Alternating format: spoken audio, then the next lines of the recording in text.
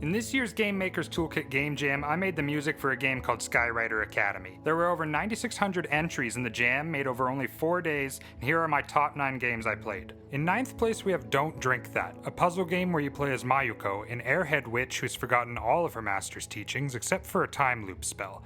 You experiment with potion recipes to keep your shop in business and your various fantasy customers happy, and in some cases, alive. It's the characterization and narrative where this prototype really shines.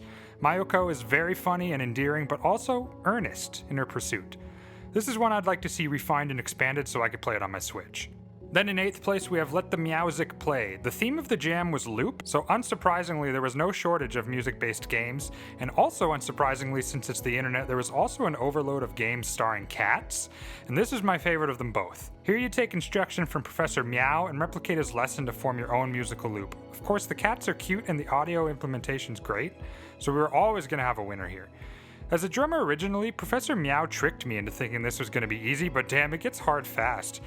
I didn't notice it on my first run through, but when you get to the results screen, the game plays back your version, wrong notes and bad rhythm included, which I think is a nice touch. A perfect arcade rhythm game for this jam. In 7th place is a game called Retrace.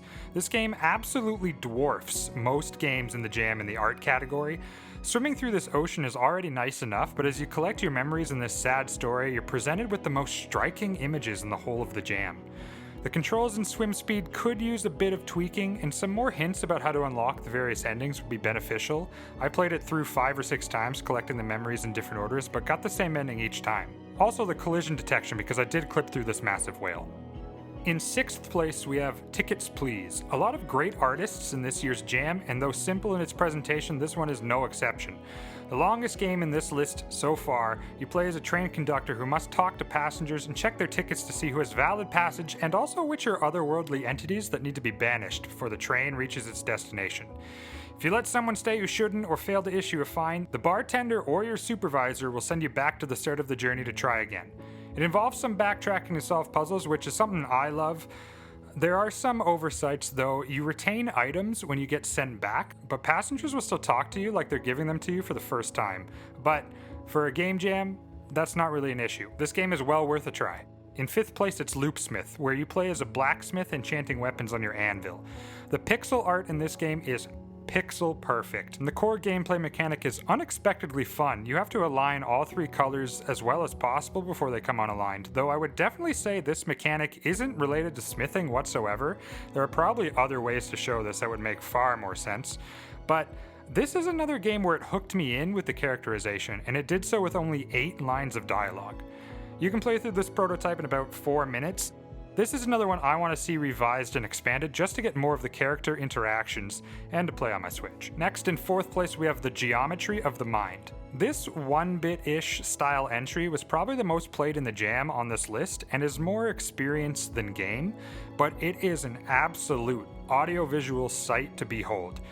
I don't have much to say other than this team deserved all the attention they received. If you got 6 minutes and want to try it out, you can find it on itch.io along with all the games in the jam.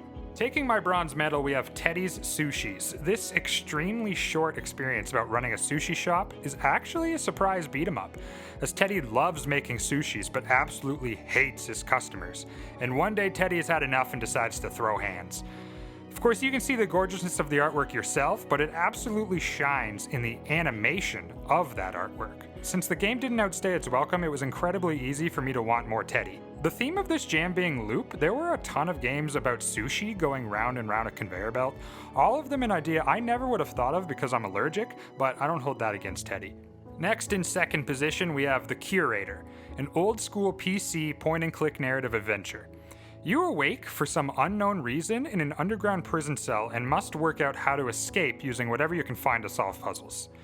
Each time you die, you reawaken in the prison cell as a different person. It is so refreshing to play an old-style game in the modern era, and the sudden deaths you can suffer is just eye-rollingly fun. It's a contradiction, but it's true. This game benefits from great written text, but it could use some sound effects for the text itself, and the background music doesn't loop, but it's easy enough to overlook that for a short jam game where every other aspect was completely crushed. And finally, batting in my leadoff spot is Reprise, a first-person 3D platformer where you explore an eerie music box workshop looking for a melody you used to hear, but but can't quite remember. You search for parts to assemble music boxes where the turning of the crank controls various colored platforms. The puzzles were so much fun to figure out, and the PS1, PS2 era graphics are just spot on here.